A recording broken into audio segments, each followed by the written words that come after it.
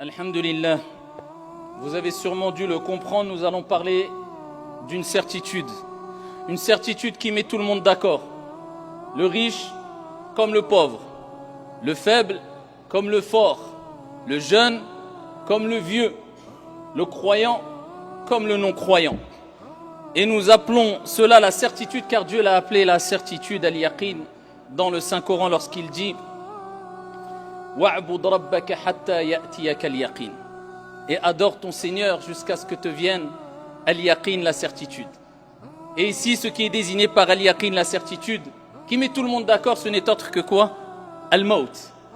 Et le prophète sallallahu alayhi wa sallam est celui qui évoquait et se souvenait souvent de la mort afin de s'y préparer de la meilleure des manières, de manière intelligente, de manière sage, de manière perspicace. Et c'est lui qui nous dit alayhi salatu wassalam akfiru min dhikri hadhimi ladhat al-maut. Augmentez le rappel du destructeur de tous les plaisirs, al-maut, la mort. Allahu Rabbuna huwal ilahu lahu min al-asma'i mastafahu الواحد الحي كذا المليك والملك المالك لا شريك. أيها المصلون, le fait d'évoquer la mort doit avoir un but.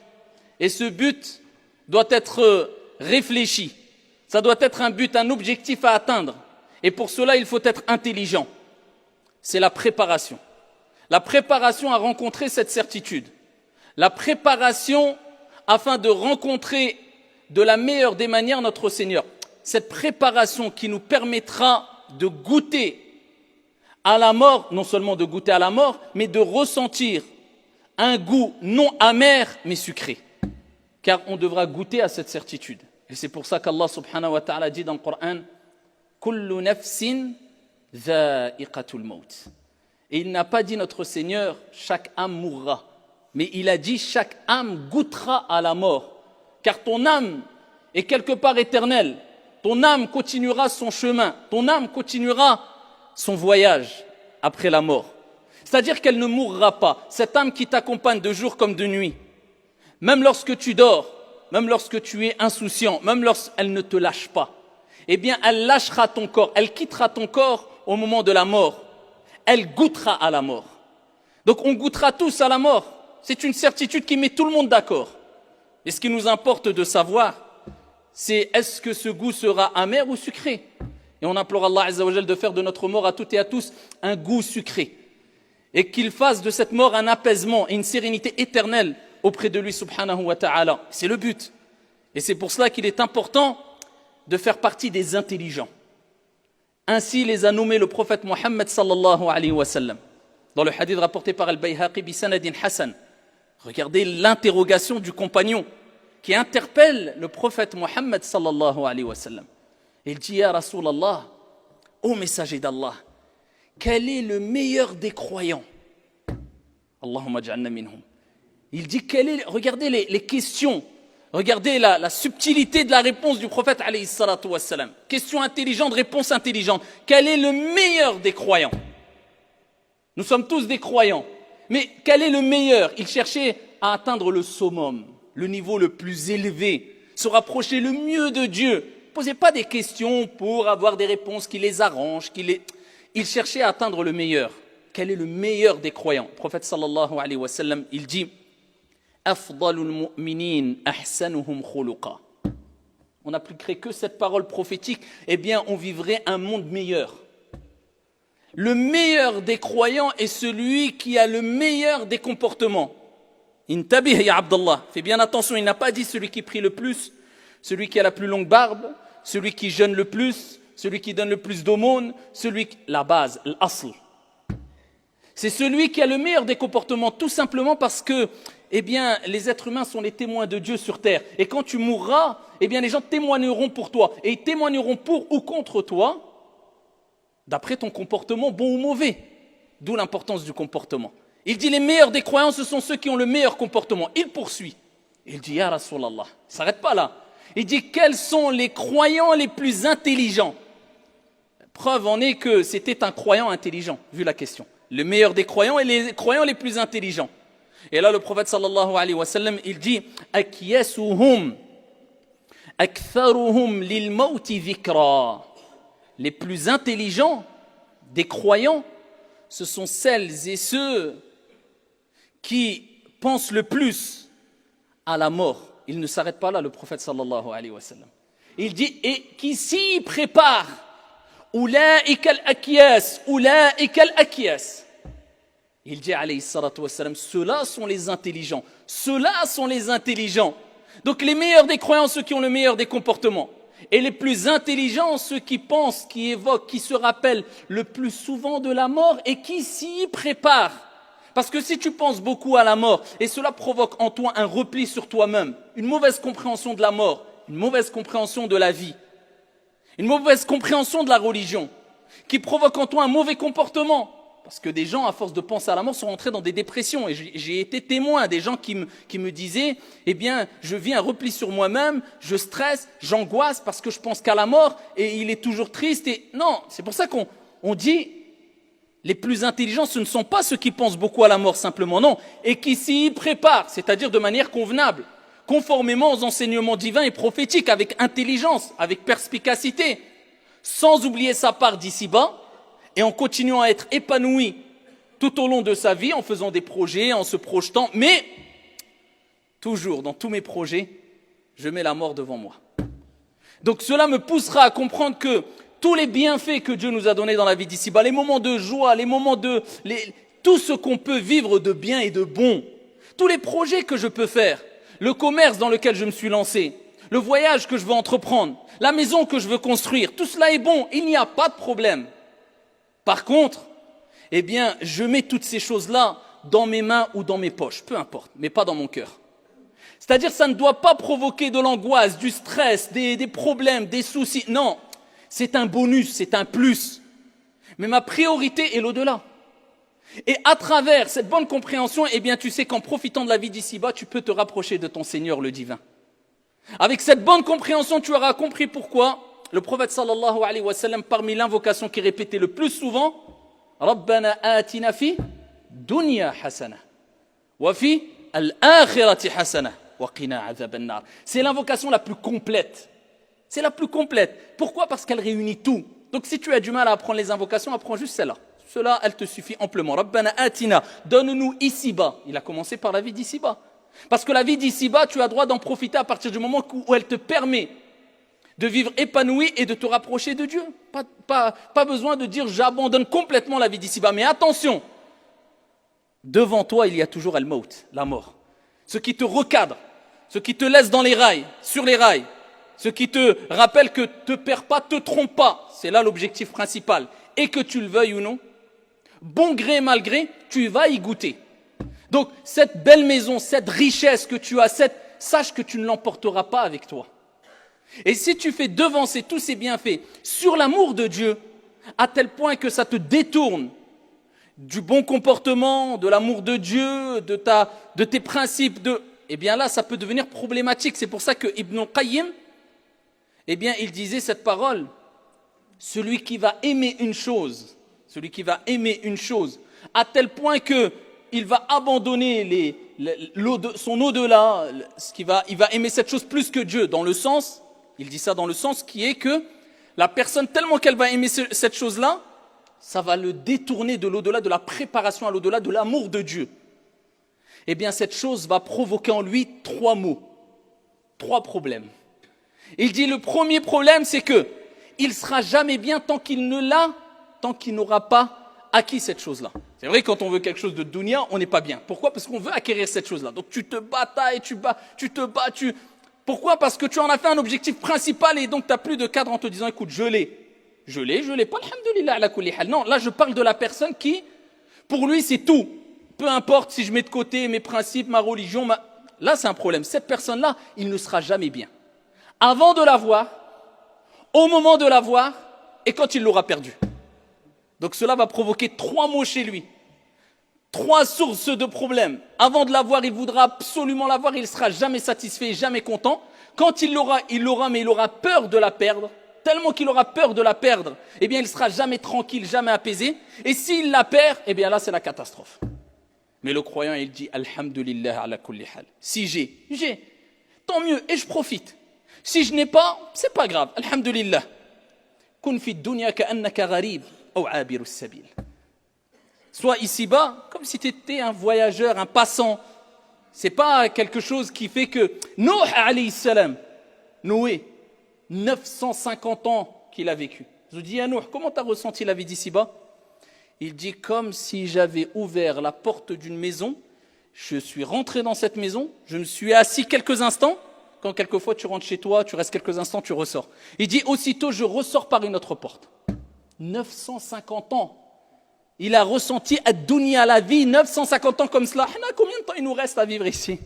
Allez, si on meurt de vieillesse, sinon peut-être 5 minutes, on ne sait pas. Donc, avoir dans l'esprit toujours que, voilà, cette vie d'ici-bas, c'est un bienfait de Dieu. Je profite pour avoir un bon comportement, laisser des bonnes traces derrière moi, que les gens parlant bien de moi, je ne salis pas mon image, l'image de ma religion, l'image de mes convictions, je fais du bien autour de moi. Mais par contre, je sais très bien qu'à un moment ou un autre, je devrais quitter cette vie d'ici-bas. Donc, je ne suis là que de passage. C'est avec ça qu'il faut vivre. Et c'est pour ça que le prophète a dit, Ulaika al-akiyas. Voilà l'intelligence. Donc, celui qui, regardez comment on réagit quand on veut préparer notre retraite. On est toujours, voilà, oui, mais si je ne travaille pas assez, je n'aurai pas ma retraite. Si je n'ai pas accumulé 30 ans de travail, 40 ans, j'aurai. Pour une retraite qui, quand tu arrives à la retraite, tu es presque mort. Et ta retraite éternelle, ya Abdallah, tu n'y penses pas? Et tu es intelligent? Où sommes-nous bêtes? Et je parle pour moi le premier. Vous comprenez pourquoi le prophète a dit ceux-là sont les intelligents qui investissent pour le delà. Je sais qu'en faisant du bien et en laissant quelque chose derrière moi dont les gens vont profiter à travers la bonne chose que j'ai laissée, une aumône, un puits ou je ne sais quoi, une belle parole, un bon comportement, eh bien je sais que c'est un investissement éternel pour moi dans l'au-delà. C'est comme ça qu'il faut réagir. Investis pour ta retraite, investis pour ta vie d'ici-bas, mais n'oublie pas ta part de l'au-delà. Subhanallah, pour ce long voyage éternel, qu'est-ce que tu investis? Te poses-tu la question?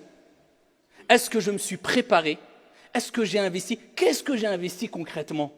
J'ai laissé des parts dans des investissements qui vont me rapporter énorme dans l'au-delà, ou j'ai investi que dans des parts pour gagner des choses ici-bas qui sont éphémères. Kullu man alayha fan, comme Dieu a dit, tout ce qui est sur la surface de la terre est voué éphémérité. Vis le jour le jour. C'est pour ça qu'on dit aux gens, projette-toi, mais apprends à vivre le jour le jour. Tu seras beaucoup plus serein et beaucoup plus apaisé et beaucoup plus heureux. Tu as aujourd'hui, profite, même de la vie d'ici-bas. Amuse-toi, voyage, profite, personne ne t'empêche. Mais par contre, tu n'oublies jamais. Avant tout, c'est l'au-delà. Le reste, c'est des options. C'est une option. Si je l'ai, je l'ai pas, je l'ai pas. Alhamdulillah ala kulli hal. Et ainsi tu vivras toujours avec ce qu'on appelle al-qana'a. Alhamdulillah, la suffisance. Et voilà pourquoi le prophète insistait avec ce mot qui était préparez-vous. Un jour, le prophète sallallahu alayhi wa sallam, kama fi sahih, il était avec Sahaba, posté au pied d'une tombe, une personne était enterrée là, le prophète se baisse et il se met à pleurer, et à pleurer, et à pleurer, alayhi salatu wassalam, jusqu'à ce qu'il a mouillé sa barbe et il a mouillé la terre qui était sous ses pieds, alayhi salatu wassalam. Et il dit, limithli hadha fa'a'iddu, limithli hadha fa'a'iddu. C'est pour cela qu'il faut vous préparer. C'est pour cela qu'il faut vous préparer. Ils ont interrogé Uthman ibn Affan. Ils ont dit, ya Uthman, même quand on évoque l'enfer, quand on évoque l'au-delà, on ne te voit pas ressentir autant de tristesse, de peur, de crainte. Tu ne pleures pas, comme quand on te voit pleurer quand tu es dans un cimetière. Pourquoi? Il dit, car c'est la première des demeures parmi les demeures de l'au-delà. Al-Qabr, la tombe. Il méditait, il disait, c'est la première étape de l'au-delà. La tombe, c'est une vie, c'est un monde, c'est le barzakh. Wa min wara'ihim barzakhun ila yawmi yub'athun. Allah il dit, derrière eux il y a une barrière, le barzakh, c'est ça le monde intermédiaire avant la résurrection. Quand tu meurs, tu vas dans ta demeure, la tombe. Riche ou pauvre, tu as des palais, tu as des je ne sais quoi, tu as des milliards, tu as 4 blocs de terre. 4 blocs de terre, ni plus ni moins, ni tapisserie, ni porte, ni même la clé de chez toi, tu ne l'amèneras pas avec toi. Même ton vêtement, si on te met dans un vêtement, il va être mangé par doud. Tout le monde au même piédestal, voilà. Pour que le compte eh bien, commence, voilà, comme il se doit, avec la parfaite équité et justice de Dieu. Ça, c'est des signes pour les doués d'intelligence. Voilà pourquoi il est important de comprendre qu'il faut se préparer. Quand je suis avare, je mets la mort devant moi. Pourquoi je suis avare? Pourquoi je ne veux pas? Alors que c'est mon investissement. Anfiq alayk, comme Dieu a dit. Donne, je donnerai pour toi. Quand je veux donner quelque chose, je dis non, je donne un peu, pas beaucoup. Mais pourquoi? Donne au maximum. C'est ça ton investissement. Pourquoi on réagit avec l'inverse? C'est-à-dire notre mécanisme est mal réglé. Tout pour la vie d'ici-bas, un peu pour l'au-delà. Non, normalement ça doit être l'au-delà ma priorité et je profite ensuite de la vie d'ici-bas. Aïcha radiyallahu anha wa ardaha, titre d'exemple. Après qu'ils aient donné fils sabilillah un mouton, si je ne me trompe pas, c'était un mouton de Eid, ils ont distribué des parts de ce mouton. En tout cas, c'était une aumône qu'il avait fait le prophète alayhi salatu wassalam aux gens démunis et autres. Il rentre et il dit à Aïcha, qu'est-ce qu'il nous reste? Vous connaissez le hadith. Elle dit à Rasulallah, on a tout donné. Il nous reste que l'épaule. Afwan. Aïcha radiyallahu anha wa ardaha, ici, elle dit voilà, on a tout, il nous reste que l'épaule. Naam, il nous reste que l'épaule. Al-katif. Le prophète alayhi salatu wassalam dit non Aïcha, on a perdu l'épaule. Elle dit non, ya Rasulallah, l'épaule elle est là. Il dit non, on n'a pas l'épaule. On a tout encore, mais l'épaule on l'a plus. Il dit mais ya Rasulallah, je te dis que l'épaule on l'a. Il dit ce qu'on a donné, c'est ce qui reste. Amma l'épaule, tu dis qu'on la garde, qu'on l'a encore, mais on l'a perdue, on va la manger. Mais c'est ce qu'on a donné qui reste. Donc ne dis pas il nous reste l'épaule, il nous reste tout, sauf l'épaule, car l'épaule on l'a, on va la manger. Vous voyez la façon de voir les choses. On ne dit pas de ne pas profiter, mais qu'est-ce que tu as investi pour ton au-delà? Oui, profite, mais un peu pour l'akhira, un peu pour ton au-delà. Quand tu as un mauvais comportement, mets le maut devant toi, dis qu'est-ce que les gens vont dire de toi quand tu seras mort? Ils vont témoigner pour toi ou contre toi? Quand tu as, peu importe la situation, toujours al-maut devant. Qu'est-ce que j'ai investi pour mon au-delà? Est-ce que j'ai été utile? Est-ce que j'ai été bénéfique pour les gens, pour les autres, pour moi, pour ma famille, ou est-ce que j'ai rien fait que perdre mon temps quelquefois en regardant des heures et des heures le net et des pages Facebook et je ne sais quoi, et j'ai eu du mal à ouvrir ne serait-ce qu'une page du Coran par jour, alors que le Coran va venir intercéder en ta faveur pour toi dans ta tombe, alors que Allah va dire récite et monte comme tu lisais ici-bas, alors qu'une lettre du Coran c'est 10 hasanat, c'est des milliers de hasanat quand tu lis une page ou deux pages du Coran. Qu'est-ce que tu as préparé pour ton au-delà? Si minimes soient tes efforts, dis-toi toujours chaque jour, si je meurs ce soir, qu'est-ce que j'ai préparé pour mon au-delà? Est-ce que je suis prêt? Oui ou non? Est-ce que je sens que les anges qui vont venir recueillir mon âme vont dire Ya ayyatuha nafsul mutma'inna, comme Dieu dit dans le Coran, ô toi âme apaisée, viens rejoindre ton Seigneur? Ou ça va être le groupe d'anges qui est chargé de châtier certaines personnes qui vont venir et qui vont dire ô toi âme mauvaise, viens rejoindre à la colère du divin de ton Seigneur? Tu poses cette question-là. Il n'y a pas plus tard que ce matin, je voyais dans un reportage un jeune pleine forme, pleine santé, 25 ans, mort, tombé d'un coup, sans aucune explication, crise cardiaque. 25 ans. Est-ce que vous croyez? Oui, mais moi j'ai encore le temps. Tu as le temps de rien du tout. Tu as le temps de te préparer, d'ouvrir les yeux avant qu'il soit trop tard. Parce que quand tu fermeras tes yeux, tu les fermeras définitivement dans le sens où tu ne pourras plus faire de bonnes actions. Mais tu rendras tes comptes sur les bonnes et les mauvaises actions, ni plus ni moins. Donc dis-toi toujours, qu'est-ce que j'ai préparé pour mon au-delà? Et on implore Allah subhanahu wa ta'ala de nous accorder à toutes et à tous une fin heureuse. Allah dit dans le Coran وَالْعَاقِبَةُ لِلْمُتَّقِينَ, et la fin heureuse est pour les pieux. Qu'Allah subhanahu wa ta'ala fasse de nous toutes et tous des pieux vertueux qui agissent avec une crainte révérentielle vis-à-vis de notre Seigneur tabaraka wa ta'ala. Amin ya rabbal alamin. Hadha wa sallu wa sallimu rahimakumullah.